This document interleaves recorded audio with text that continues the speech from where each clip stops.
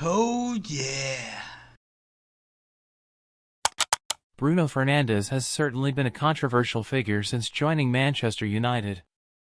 In the winter transfer window of the 2019-2020 season, Ole Gunnar Solskjaer urged the Glazers to sign Bruno Fernandes, seeing him as the key to elevating United to another level at that time. Indeed, he has excelled in providing the creative spark to allow United's forwards to attack the opponent's goal. However, if Manchester United's entire tactical plan revolves around a number 8 midfielder like Bruno, they may struggle to compete with top teams in the Champions League or the Premier League. Perhaps the biggest challenge for Manchester United is that, even when they are winning and shining thanks to Bruno's brilliance, there seems to be something missing. Those victories do not necessarily reflect a specific playing style other than individual brilliance.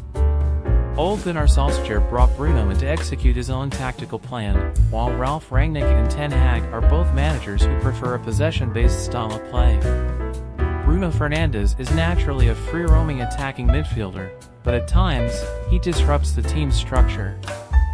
He often drifts into the half-space rather than playing closer to the zone 14 area, which allows his early crosses to have more curl and target the forwards more frequently. However, this becomes an issue for Manchester United when they aim to play a possession-based game.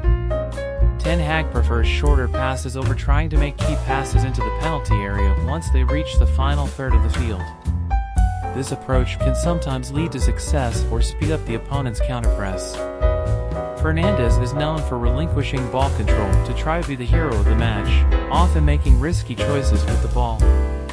When he receives the ball, his first instinct is to look for the forwards in the penalty box. While this has been effective on many occasions, it can also lead to turnovers. He consistently attempts many incisive passes and through balls from the central area. Sometimes, it feels like the 1994-born midfielder is trying to create a spectacular play, even when the circumstances don't necessarily allow it. Statistical data supports the notion that he is a top-class midfielder. Perhaps this is why Fernandes is optimistic that he doesn't need to change his approach to the game. However, relying heavily on him as the nucleus of the team may not always be in Manchester United's best interest, especially against top opponents. In a recent match against Bayern Munich, Bruno's involvement in many early passes exposed Manchester United's vulnerabilities. The duo of Kimmich and Goretzka exploited United's weaknesses, such as ball retention, pressing resistance, and escaping pressure, which Bruno struggled to address. Although he occasionally drops deeper as a playmaker, his eagerness to quickly and directly target the penalty area often hampers United's attack against teams like Bayern. Manchester United has committed to having a number 10 like Fernandes, but their system relies entirely on this player. If he doesn't perform or gets isolated, the team lacks cohesion and struggles to connect the midfield with the attack. As captain and given his experience, Fernandes sometimes needs to strategically consider ball retention, a critical aspect of controlling a game. Making the right decisions is a hallmark of leadership.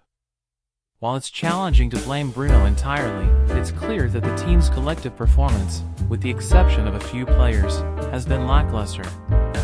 Even McTominay, who came on as a substitute, did not contribute defensively. Now, all eyes are on what Ten Hag will do with the sinking ship that is Manchester United. There are many issues to address quickly, as he is still missing some of his key pieces.